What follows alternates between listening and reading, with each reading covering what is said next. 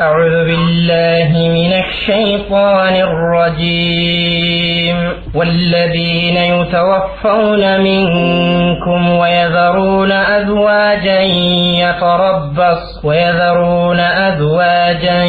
يتربصن بأنفسهن 4 أشهر و10 فإذا بلغن أجلهن فلا جناح عليكم فيما فعلن في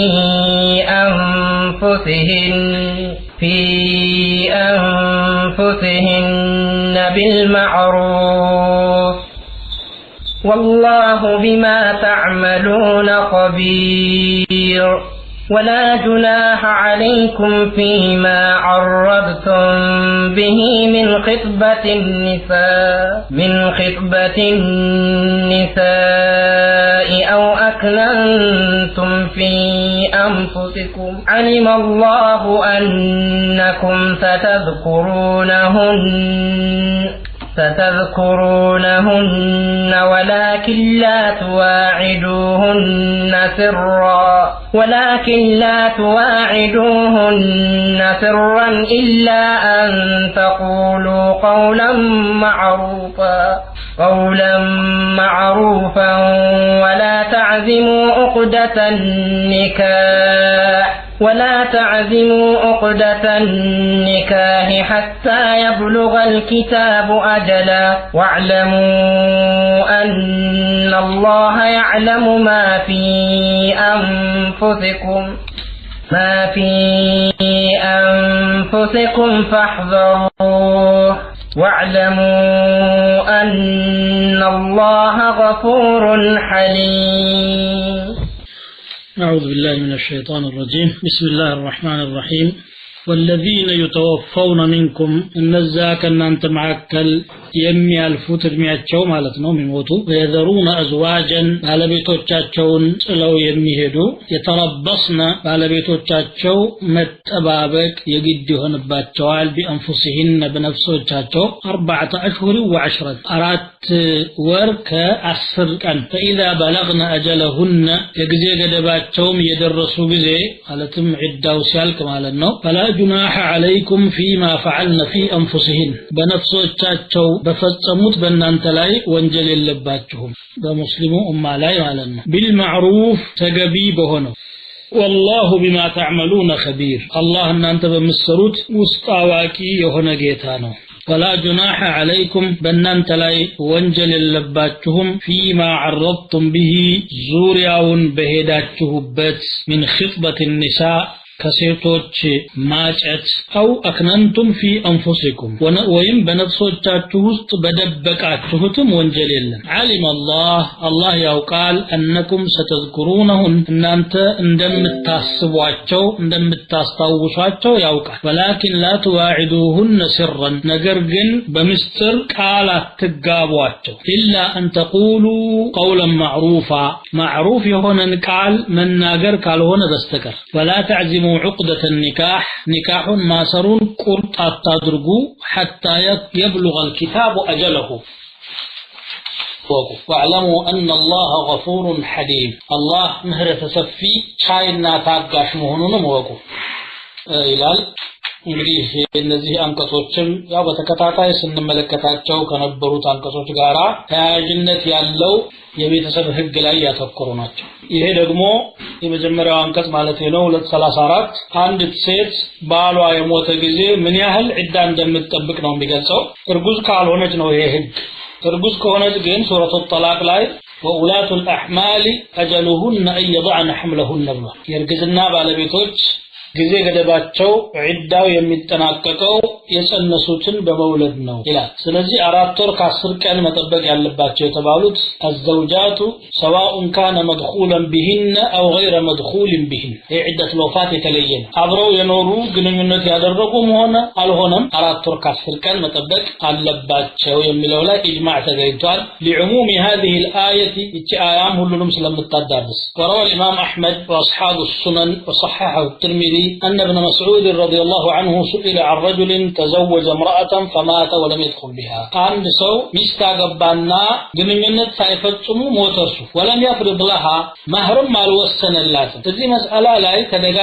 ተመላልሰው ጠየቁት فترددوا إليه مرارا عبد الله بن مسعود ማለት ነው እንግዲህ የቀደምት ሰሃቦችና ሰለፎች አንድ መስአላ ሲመጣላቸው ቶሎ ብለው ፈትዋ ያደርጉ ዛሬ የምናየው ደግሞ በዚህ ተቃራኒ ነው ጠያቂው ራሱ መቼም ትንሽ ጥያቄ ብቻ ያለችኝ ቋንቋ ቀላል ትመስላለች እያለ ነው የሚጠይቀው የዲን ጥያቄ ማታውቀው ጥያቄ ቀላል ከሆነ ነው የሚጠይቀው ከባድ ነው የሐላልና የሐራም ጉዳይ እንግዲህ ራሱ መመለስ ጀመረ ማለት ነው ከዛ ደግሞ የሚመልሰውም ሰው ትንሽ ዒልም ያለው ከሆነ ነው ጠንቀቅ ብሎ በወራዕ ያሉትን ልዩነቶች የግንዛቤውን ሁኔታ የሚገነዘብ ሰው ነው ስለዚህ ብሎ እንደዚህ ነው ይመስለኛል ብሎ ፈትዋ ይሰጣል ላኪን አብዱላህ ብን መስዑድ አመላለሳቸው ከዛ መጨረሻ ላይ ኢጅቲሃድ አደረገና ደሊል ስላልነበረው በመስአላው ላይ قال اقول فيها برأيي እንደ ታየኝ መልስ ሰጣለሁ فإيكون صوابا فمن الله ትክክል ሆኖ ከተገኘ ከአላህ ነው አላህ ነው ያሳካልኝ መቼም ሙጅተሂድ ወይ ሷዋብ ወይ ኸጣእ ነው የሚናገረው وإيكون خطأ فمني ومن الشيطان ስተት ከሆነ ከኔ ነው ከዛም ደግሞ ከሸይጣን والله ورسوله بريئان منه ይሄን ለፈትዋው እንደ መግቢያ ነው የተጠቀመው ከዛ በኋላ ምን አለ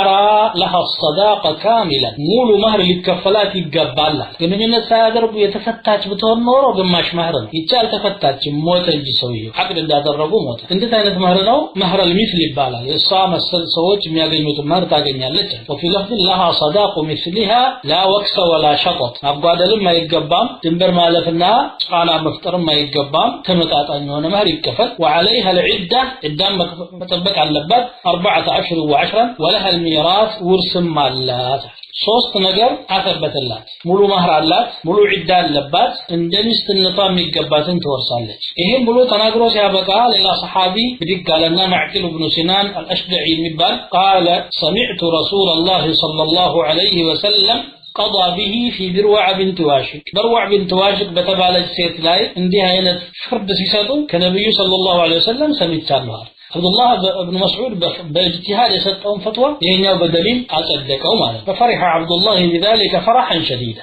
እንደውም እሱ ብቻ ሳይሆን ብዙ ጀማዓ እንደገና መጥቶ ተናገረለት فقام رجال من اشجع قالوا نشهد ان رسول الله صلى الله عليه وسلم قضى به ስለዚህ አንድ ሴት ባሏ ከሞተ አብሮ የኖሩም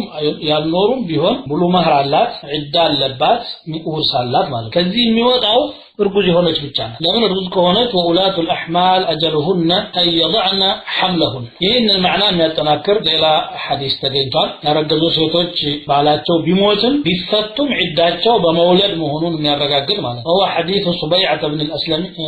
سبيعة الأسلمية المخرج في الصحيحين أن زوجها توفي عنها سعد بن خولة የተባለ صحابي የዚህ ሴት ባለቤት ነበር ሙሃጅር ነው መካ ሄዶ ሞተች እሷ ደግሞ እርጉዝ ነበረች ወዳው እንደሞተ ወለደች የኒፋስ ደሙ ሲቆምላት ሊያገቡ ለሚፈልጉ ሰዎች ተጀመለት ተዋበች ለጋብቻ መዘጋጀቷን የሚያሳይ ምልክት ማለት ነው የሟቹ ሰሃቢ ዘመድ የነበረ አቡ ሰናቢል ኢብኑ ባዕከክ የሚባል መጣና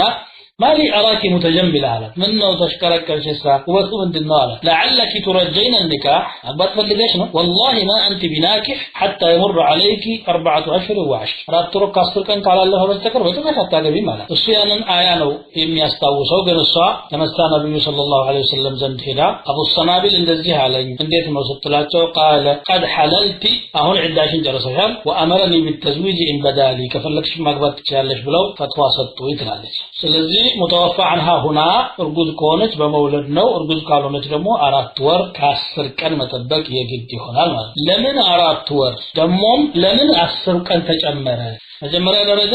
ለምን የሚለውን ጥያቄ ስናነሳ ሁለት ነገሮችን ከጎን ማቅረብ የግድ ይሆናል ማሰብ አንደኛው ህክማውን ለመረዳት አላህ ይሄን ያዘዘበት ምስጢር አለውና ምን ይሆን ለማለት ከሆነ ችግር የለውም ይፈቀዳል ይሄ ለምን እንደሆነ ብሎ መጠየቅ ለፈህሚ አስራር الشريعه ከሆነ ይቻላል ለምን የሚለው ለተቃውሞ ከሆነ ኩፍር ይሆናል አራት ወር ከ10 ቀን መጠበቅ አያስፈልግም እርግዝና ከሆነ ዛሬ በብዙ መንገድ ማወቅ ይቻላል የሚሉ ሰዎች ያጋጥሙናል እርግዝና ነው አላለም ሸሪዓው ግን ሊሆን ይችላል አራት ወር ውስጥ ያረገዘች ሴት ግዝናዋ በደንብ ይለያል እንደውም ሩህም ይገባበታል 10 ቀን ደግሞ ለህቲያት ተጨምሮ ነው ብለው ያሉ ዑለማዎች አሉ ቁርአንና ሐዲሱ እንደዚህ አይነት ምክንያት ባይሰጡም ማለት ነው ደግሞ በዓለማችን እንግዲህ ስንት ቢሊየን ህዝብ ባለባት ዓለም ላይ በህክምና ዘዴ ለማወቅ የሚችሉ ስንቶቹ ናቸው ሸሪዓው የመጣው ለሁሉ ማይቀያየር እስከ ቂያማ የሚቀጥል ስለዚህ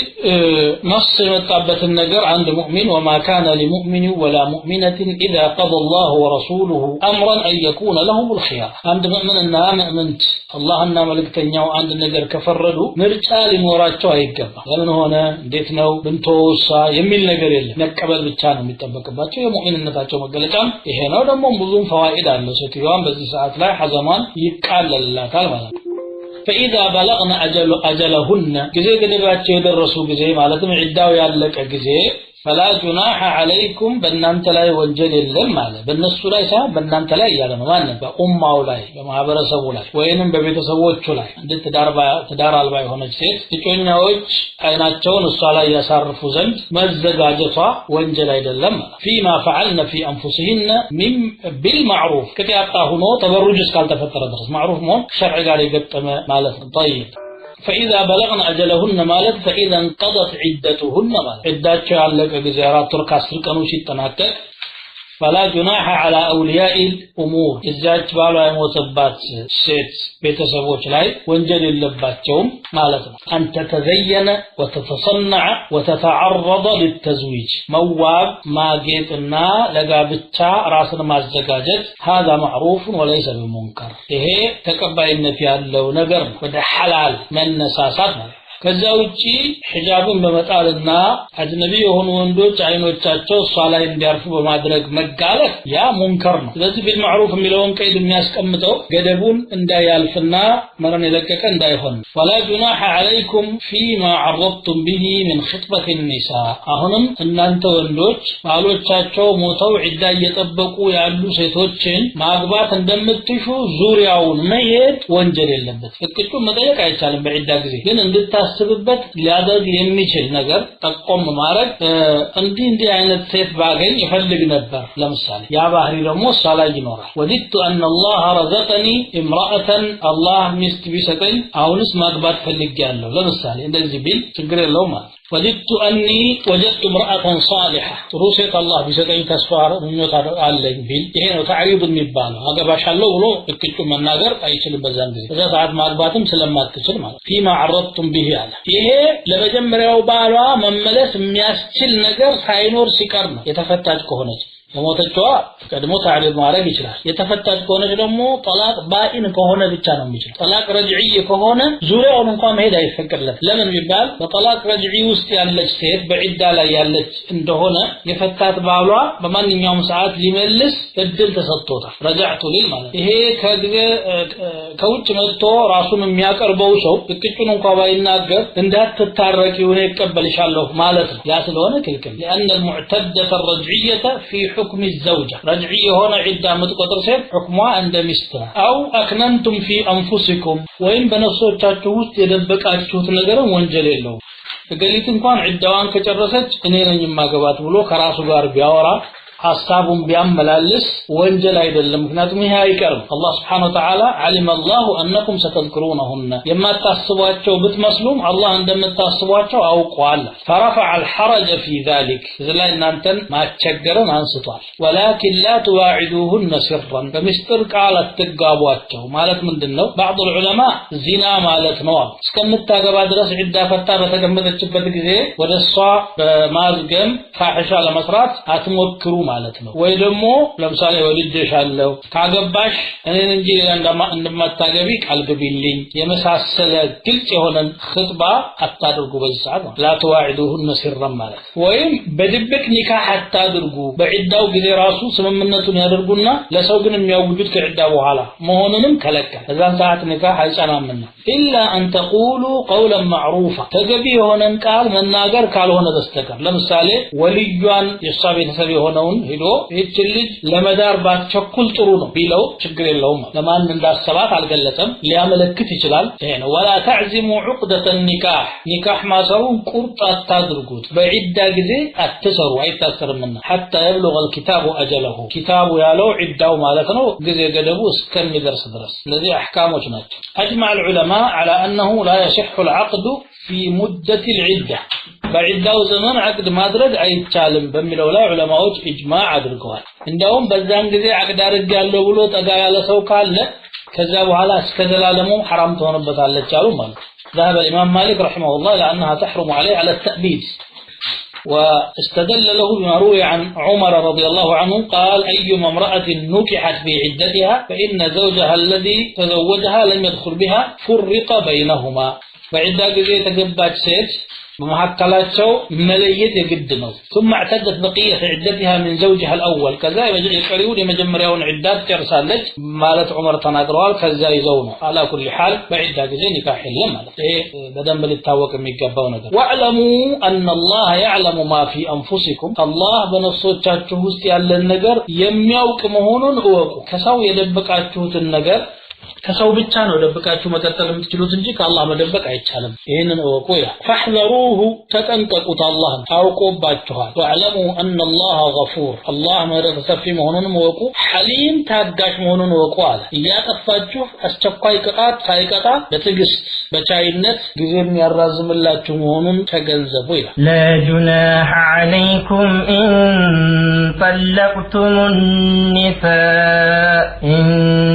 طلقتم النساء ما لم تمسوهن أو تفرضوا لهن فريضة ومتعوهن على الموسع قدره وعلى المقتر قدره متاعا بالمعروف حقا على المحسنين وإن طلقتموهن من قبل أن تمسوهن وقد فرضتم لهن فريضة فنصف ما فرضتم إلا أن يعفون أو يعفو الذي بيده عقدة النكاح وأن تعفوا أقرب للتقوى ولا تنسوا الفضل بينكم إن الله بما تعملون بصير لا جناح عليكم وانجل يلباتهم إن طلقتم النساء سيتوچن يفتاتችሁ እንደሆነ ما لم تمسوهن اسكال ነካችኋቸው ድረስና أو تفرضوا لهن فريضة ወይም ደግሞ መህርን እስካል ወሰናችሁላቸው ድረስ ومتعوهن አጣቅሟቸው على الموسع قدره የሰፊ ሀብት ባለቤት ላይ አቅሙን የሚመጥን አለበት وعلى المقتر በደሃም ላይ ደግሞ قدره ያቅሙን ያህል አለ متاعا بالمعروف وابنت بالله ሁኔታ የሚሰጥ متاع ወይም መጣቀሚያ ነው حقا على المحسنين በበጎ ሰሪዎች ላይ حق ሲሆን አለ وإن طلقتموهن من قبل أن تمسوهن ሳትነኳቸው በፊት የፈታችኋቸው እንደሆነ ደግሞ وقد فرضتم لهن فريضة مهرا ወስናችሁላቸው መጥናችሁላቸው የነበራችሁ ስትሆኑ فنصف ما فرضتم ግማሽ የወሰናችሁላቸው መህር ይገባቸዋል إلا أن يعفون እነሱ ራሳቸው ፍቃድ ይቅር ካላሉ በስተቀር أو يعفو الذي بيده عقدة النكاح ወይም በእጁ ኒካሁን ማሰር በእጁ የሆነው ሰው አፉ ካላለ በስተቀር ሙሉ መህር መክፈል ይችላል ይሁን ይቅርብኝ ብሎ ካልተው በስተቀር ሰውየው ማለት وأن تعفو ይቅር ማለታችሁ ደግሞ أقرب للتقوى ወደ ተቅዋ በይበልጥ የቀረበ ነው ولا تنسوا الفضل بينكم በመሐከላችሁ ያለን ብልጫ አትርሱ إن الله بما تعملون بصير الله በምትሰሩት ነገር ሁሉ ተመልካች ነው ይላል ይሄም ያው ከጋብቻና ከቤተሰብ ድንጋጌዎች ጋር የተያያዘ ነው አንድ ሰው ፍቺ መፍታት የሚበረታታና የሚፈለግ ባይሆንም ነገር ግን የተፈቀደ ነው ኒካህ ካደረገ በኋላ እንኳን ኒካሁ መቀጠሉ አስፈላጊ እንዳልሆነ كامنه بفتا وانجل اللبت أباح الله تبارك وتعالى طلاق المرأة بعد العقد عليها وقبل الدخول بها نكاح كاسرنا عبرو كما تنيات بفيت بفتا شجر اللهم مس مالك جنينت مالك من كاتشي ما لم تمسوهن وقال الحسن البصري وغير واحد المس النكاح يعني بل ويجوز أن يطلقها قبل الدخول بها والفرض لها ما رم سايوسن الله جنينتم سيادر بفيت مفتات إجراء بايهم قيل بمتف በሚፈታ ጊዜ ትዳሩንም እንደጓጓች ታታገኘው ስለተፈታች ማህሩንም በማጣት ሙሉ ለሙሉ ሞራልን መጎዳት እንዳይሆን ሙትዓ መስጠት አለበት ይላል። ማህር ተወስኖ ቢሆን ኖሮ ግማሹ ይወጅባል እንደምትቀጥለው አያት ላይ እንደምናገኘው። ማህር ስላልተወሰነ አሁን የሚያስደስታት ነገር አቅሙን እንደፈቀደ የሆነ ነገር ማድረግ ይገባዋል ማለት ነው። بحسب حاله ሙትዓ መስጠት አለበት ተብሎ ከአቅሙ በላይ ሳይጫንበት አቅም ያለው ደግሞ የማይረባ ነገር ወርውሮ መጣልም እንዳይሆን على الموسع قدره وعلى المقتر قدره። የትዳርና የኢኮኖሚ ጉዳይ ከአቅም ጋር የሚሄድ ነገር ነው። ሰፋ ሀብት ያለው ሰው ያቅሙን ያህል ደሃ የሆነውም ደግሞ ያቅሙን ያህል ማለት ይሄ ነው ብሎ መገደብ አይቻልም። ከሰለፎች የተጠቀሱ ነገሮች አሉ። ያው በዛን ዘመን ገንዘብ ተብሎ ሊጠቀስ የሚችል ነገር ነው እንደ ምሳሌ የሰጡት። ታዲያ ይሄ ዋጅብ ነው ወይስ? አዎ ዋጅብ ነው፣ መገደድም አለበት ያሉ አሉ። ذهب أبو حنيفة رحمه الله إلى أنه متى تنازع الزوجان في مقدار المتعة وجب عليه نصف مهر مثلها. يسوع مسايا سيتوች የሚያገኙት المهر ግማሽ ይገባታል መጨቃጨቅ ከተፈጠረ። وقال الشافعي في الجديد لا يجبر الزوج على قدر معلوم إلا على أقل ما يقع عليه اسم المتعة. متعة ሊባል የሚችል ነገር መሆን አለበት ይላል። ሙትዓ እንግዲህ ሁለት መስፈርቶች አሉት ዋጅብ ሊሆን ዘንድ። አንደኛው ድኹል አለመገኘት ነው። ሁለተኛው ደግሞ ማህሩ ያልተወሰነ ሲሆን እንደ ጅምሁር ዑለማ ይሄ ነው። አይደለም ማንኛውም ሴት ሙትዓ ይገባታል ከመህር ውጪ ነው ይሄ ሙትዓ የሚባለው ተጨማሪ ስጦታ ነው ያሉ አሉ። ይሄን ማዕና የሚያጠናክር የቁርአን አያ እናገኛለን። هو قوله تبارك وتعالى وللمطلقات متاع بالمعروف حقا على المتقين. ለተፈቱ ሴቶች ተገቢነት ባለው ሁኔታ መታዕ ይገባል አላህን በሚፈሩ ሰዎች ላይ ይሄ ሐቅ ሆኖ ነው ይላል። በሌላ አንቀጽ يا ايها النبي قل لازواجك ان كنتن تريدن الحياه الدنيا وزينتها فتعالين امتعكن واسرحكن سراحا جميلا. ያስደስት ነገር ላርግላችሁና ለሸኛችሁ በላቸው። ስለዚህ ይሄ ዋጅብ ነው ያሉ አሉ። وهو احد قولي الشافعي. ሌሎች ዑለማዎች ደግሞ تجب المتعة للمطلقة اذا طلقت قبل المسيس ከግንኙነት በፊት ከተፈታች ነው ሙትዓ የሚወጅብላት وان كانت مفروضا لها مهر እንኳን የተወሰነላት ብትሆንም قول تعالى في سورة الأحزاب يا أيها الذين آمنوا إذا نكحتم المؤمنات ثم طلقتموهن من قبل أن تمسوهن فما لكم عليهن من عدة تعتدونها. እናንተ አማኞች ሆይ እምነትን ካገባችሁና ከመንካታችሁ በፊት ከፈታችኋቸው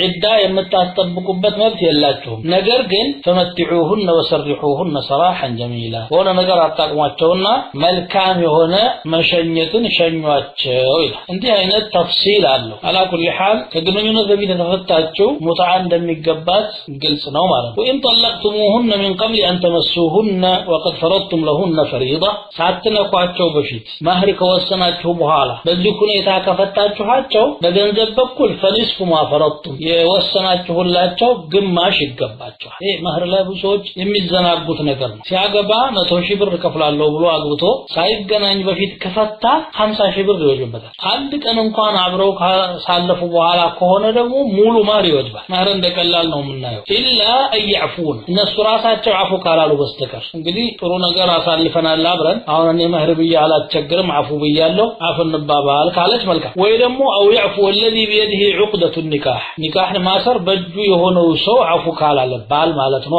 እንግዲህ የሚወጅብኝ 50 ነበር 50 ጨምሬ ሙሉ ይከፈል ብያለሁ ካለና በጎ ፈቃደኝነት ከሰጠም ጥሩ ነው። እዚህ እንዲህ አይነት ቦታ ላይ አፉና ይቅር መባባልና ማለፍ አስፈላጊ ነገር። ሲፈላለጉ በፍቅር የተፈላለጉ ሰዎች ሲጣሉ ደግሞ ተመናጭቀው መሆን አይገባውም። አብረው መኖር ካልቻሉ በሰላም መለያየት መቻል አለባቸው። ባለፈው አንቀጽ ላይ እንዳየነው አላሁ ዐዘ ወጀል ምን ብሏል? فإمساكم بمعروف أو تسريح بإحسان ነው። አግባብነት ባለው በጥሩ ሁኔታ መያዝ ወይም ደግሞ በጎ ሰርቶ መሸኘት። ኢህሳን እዚህ ቦታ ላይ እንኳን በጥል ሰዓት ላይ እንኳን ተፈላጊ ነው። إن الله كتب الإحسان في كل شيء ብለዋል ነብዩ ሰለላሁ ዐለይሂ ወሰለም። ወይም ደግሞ بيده عقدة النكاح የተባለው አባት ማለት ነው አሉ። የልጅቷ አባት እኛ በእኛ በኩል ገንዘብ አንፈልግም ካለ እሷም ባትል ያው የወልያ ተቀባይነት አለው እዚህ ቦታ ላይ ብለው የፈሰሩ አሉ ዑለማዎች። ቁርአኑም አው يعفو الزوج አላለም ለሁሉም አመቺ በሆነ አገላለጽ ነው የገለጸው። ወሩበማ ይሄ መቅሱድ ሊሆን ይችላል والله اعلم. وان تعفوا اقرب للتقوى ሁሌም ይቅር ማለት ወደ ተቅዋ የቀረበ ነው። መዘላለም እንዳይፈጠር መበዳደል እንዳይፈጠር ولا تنسوا الفضل بينكم በመሐከላችሁ የነበሩ ደግ ነገሮችን አትርሷቸው ሰዎች እንግዲህ 10 አመት 20 አመት 15 አመት 6 7 8 አብረው ይቆዩና በዛን ጊዜ ጥሩ የሆነ ሐያት አሳልፈዋል ጸብ ሲመጣ ግን ለዘላለም ጠላት እንደነበሩ ሁሉ እስከ መጨረሻው ይጣላሉ ለልጅ የሚያልፍ ጸብ ማለት ይሄ ተገቢ አይደለም አትርሱት ያን ያለፈው ደግ ነገር ዛሬ መግባባት ቢያቀታችሁ ተግባብታችሁ በደስታ ያሳልፋችሁበት ወቅት አለ ولا تنسوا الفضل ወይም ولا تنسوا الفضل ማለት አንዱ ለአንዱ ትርፍ ነገር መስራትን አትዘንጉ በኢህሳን መሰነባበትን ማለት ሌላ ቀርቶ ጥሩ ቃል መናገር እንኳን ፈضል ነው ኢነላህ ቢማ ተዕመሉን በሲር አላህ እናንተ የምትሰሩትን ነገር ሁሉ ተመልካች የሆነ ጌታ ነው لا يخفى عليه شيء من اموركم واحوالكم ከእናንተ ሁኔታዎችና ነገሮች መካከል የሚሰወረው አንዳችም ነገር የለም ሁሉንም እንደየስራው ይመነዳል አላህ ስለዚህ እናንተ ኸይር መስራትን ችላ ማለት አይገባችሁም ይላል አስር ደቂቃ አለን ሁለቱን አያቅራ حافظوا على الصلوات والصلاة الوسطى وقوموا لله قانتين فإن خفتم فرجالا أو ركبانا فإذا أمنتم فاذكروا الله كما علمكم ما لم تكونوا تعلمون حافظوا على الصلوات صلاتዎችን ተጠባበቁ والصلاة الوسطى በተለይም ደግሞ ማከለኛዋን ሶላት وقوموا لله ስትቆሙ ለአላህ ብላችሁ ቁሙ قانتين ትሁታን ሆናችሁ خاشعين فإن خفتم ከተሸበራችሁ ፍርሃት ሰዓት ላይ ከሆናችሁ ሪጃላን አው ሩክባናን በእግሮቻችሁም እየሄዳችሁ በመጓጓዣዎችም ላይ ሆናችሁ ስገዱ فإذا أمنتم ሰላም የሆናችሁ ጊዜ فاذكروا الله كما علمكم ما لم تكونوا تعلمون የማታውቁት የነበረውን ነገር እንዳስተማራችሁ ሁሉ አላህን አስታውሱ ይላል አሁን ስለ ሶላት ነው እየተናገረ ያለው እስካሁን ሲያወራ የነበረው ደግሞ ስለ ጋብቻ ስለ ፍቺ ስለ መህር ስለ ዒዳን ከነኚህ ሁለት አያዎች በኋላ ደግሞ ቀጥሎ ወለዚነ ተወፈኑ منكم የፍቺ አህካሞች ይቀጥላሉ የሚገርም ነገር ነው እዚህ ቦታ ላይ ሶላት መነሳት እስቲ አያው ማዕና ለናገርና ለምን እዚህ ቦታ ላይ ሶላት እንደተነሳ ደግሞ ምስጢሩን ለመመልከት እንሞክራለን يأمر الله عز وجل بالمحافظة على الصلوات في أوقاتها صلاتዎችን በሰዓቶቻቸው ላይ ጠብቀው እንዲሰግዱ ሙእሚኖችን እያዘዘ ነው ስነ ስርዓቱን ጠብቆ ሰዓቱን ጠብቆ አሰጋገዱን አስተካክሎ መስገድ እንደሚገባን ማለት ነው ለምን ሶላት በዲናችን ውስጥ ካሉት ነገሮች ሁሉ ከተውሂድ ቀጥሎ ሁለተኛ ደረጃ ላይ የሚመጣ ነገር فقد ثبت في الصحيحين عن عبد الله بن مسعود رضي الله عنه قال سألت رسول الله صلى الله عليه وسلم أي العمل أفضل كسراه اللبلاج من دنه بيه الله الملكتنيا ጠየቅኳቸው قال الصلاة على وقتها صلاة بساعتها مسجد قلت ثم أي كذا اسكتلو قال الجهاد في سبيل الله والله من قد تقلنا قلت ثم أيون قال بر الوالدين بدي صلاة وطعم يطبقك سلوهنج صلاة تطبقاتو سجدوا بتلاقي دمو كصلاة مهكل يمت الزنقوا صلاة الوسطى بلو يطراتنات مهكل ينوى صلاة وهي العصر صلاة الوسطى يتبالتو عصرنات مكنياتهم بكان صلاة وجنا بلليت صلاة وج مهكل نيالج كعصر وهلا ولت يلي صلاة وجالو مغربنا عشاء كعصر بفدرمو ولت يكن صلاة وجالو ظهرنا عصر ظهرنا ሱብህ ማለት ሱብህም ከፈጅር በኋላ ስለሆነ ወደ ቀን ነው የሚቆጠረው ይቺ መሐከለኛ ናት ሰዓቷ ደግሞ ሰዎች የሚዘናጉባት ሰዓት ነው ስራው ዓለም ምን ያለ በጣም ባተለይ የሚሆንበት ወቅት ነው ለهذا الله سبحانه وتعالى يعصر الصلاه በተለየ መልኩ አደራ አለ ማለት صحيح البخاري በመጣው ሐዲስ ደግሞ يقول النبي صلى الله عليه وسلم من فاتته صلاه العصر فكانما وتر اهله وماله የዓስር ሰላት ያለፈችው ሰው ገንዘቡንም ቤተሰቦቹንም እንዳጎደለ ይቆጠራል ሁሉንም እንዳጣ ማለት ቀላል ኪሳራ አይደለም ሶላቱን ሰዓቱን መጠበቅን አደራ ካለ በኋላ አስተጋገዱን ደግሞ ነገረን ከዛ በፊት የዓስር ሰላት ዙሪያ የመጡ ሐዲሶችን አንዱን ላስታውሳችሁ عن علي رضي الله تعالى عنه قال رسول الله صلى الله عليه وسلم يوم الاحزاب የአሕዛብ ጦርነት ቀን ላይ የአላህ ጠላቶች መዲናን ከበው 10 ሺህ ጦር ሰፍሮ በነበረ ጊዜ ምሽግ በመቆፈር مشغول ሆኖ ነብዩ صلى الله عليه وسلم ምናሉ شغلونا عن الصلاه الوسطى صلاه العصر ከመሐከለኛው ሶላት ላይ مشغول አደረጉን ባተላ ያደረጉን ቢዚ ያደረጉን ነው ملأ الله قلوبهم وبيوتهم نارا ቀልቦቻቸውንም ቤቶቻቸውንም አላህ በእሳት ይሙላ ሐዲስ رواه احمد ومسلم በሌላ ሪዋያ ملأ الله قبورهم واجوافهم الى ወዳቸውንም ቀብራቸውንም አላህ በእሳት ይሙላ ከዓስር ሰላት ላይ مشغول አደረጉን ብለው ተናግረዋል وقوموا لله قانتين ማለት ምንድነው ሳኪቲነ عن كلام الدنيا ከዱንያ ንግግር ላይ ዝም ያላችሁ ሆናችሁ ወደ ሰላታችሁ ብቻ ዞራችሁ ቁሙ ሰላት ውስጥ ወሬ ማውራት ሰላትን ያበላሻል ያሉት ዑለማዎች ይሄንን ይዘው ነው ወይም ደግሞ ቁኑት ማለት ኹሹዕ ማለት ነው ለአላህ መተናነስ ሰላት ላይ ሲቆሙ ኹሹዕ ውስጣችሁ ሊኖር ያስፈልጋል ማለት ይሄ በአማኑ ጊዜ የሚሰገድ አስተጋገር ነው በሽብር ጊዜ ጦርነት ይኖራል ቆመው በቁም ነገር ሶፍ ላይ ተሰልፎ መስገድ በጀማዓ የማይመች ይሆናል ያንን እንዴት ያደርጉት ያን ጊዜ የሰላት الخوف አስተጋገር ሌላ ቦታ ላይ ተገልጿል እዚህ ላይ ግን خوفu በጣም የጠና ከሆነ ቆሞ ለመስገድ ማያስችል ከሆነ ጨበጣ ከሆነ ያን ጊዜ ምን ይሁን አለ ፈሪጃለን አው ሩክባና በእግሮቻችሁም እየተጓዛችሁ በእንስሳቶቻችሁም እየተጓጓዛችሁ መስገድ ትችላላችሁ የተቻለው ይደረጋል ምላስ ቅራት ይቀራል ሩኩዕና ሱጁድን ኢሻራ ይደረጋል ካልተቻለም ይሄድ ብቻ ሰላቱን ይሰግዳል ማለት ነው فاذا امنتم ሰላም የሆናችሁ ጊዜ በስም ሽብር ሁሉ ጊዜ አይቀጥልምና አማን የመጣ ጊዜ فاذكروا الله كما علمكم ما لم تكونوا تعلمون አላህን ተገዙት አላህን አወድሱት የማታውቁትን ነገር እንዳስተማራችሁ ሁሉ ወይ ደግሞ እሱ ባስተማራችሁ መልክ ስገዱ ማለት ነው فصلوا على اي حال كان በምንም መልኩ ስገዱ የሽብር ጊዜ ወደ ቂብላም ዞራችሁ አልዞራችሁም ስጁድና ሩኩዕ ቻላችሁም አልቻላችሁም በተቻለ ሁኔታ ስገዱ ከዛ በኋላ ግን አማን ሲመጣ ያስተጋገዱንና የአምልኮውን ሥርዓት አላህ ባስተማረው መልኩ ወህይን መሰረት አድርጋችሁ አምልኩት ማለት ነው ሰላትን አስተጋገድ ደግሞ ነብዩ ሰለላሁ ዐለይሂ ወሰለም በተግባር ለረጅም ጊዜ ነው ያስተማሩት እየሰገዱ መሪ ሆነው 10 አመት ከምናምን ነው ከማ علمكم ما لم تكونوا تعلمون ማለት አይ ከለዚ علمكم እሱ ባስተማረው መልኩ ማለት ሩኩዕ ሱጁድ ቂያም ቁዑድ ኹሹዕና ሌሎችም ኑሮበት ማለት مثل ما علمكم